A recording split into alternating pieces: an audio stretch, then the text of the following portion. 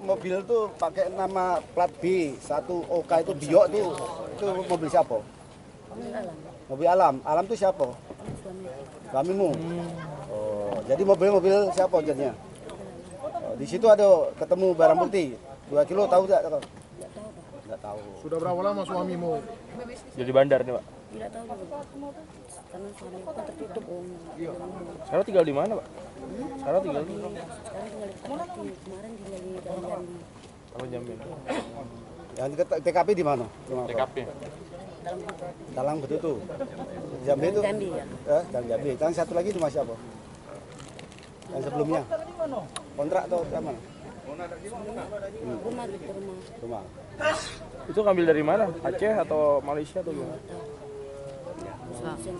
Ya udah, makasih ya. Pak? Jadi dalam kasus ini kita juga melakukan undang-undang TPP itu, Pak. Jadi seperti yang disampaikan Pak Kapolda tadi, tentunya tugas kami itu memiskinkan bandar. Berarti kita ya ungkap jaringannya dan memiskinkan bandar, dia tidak beroperasi lagi. Makanya nanti ke depan kita akan lakukan TPPU.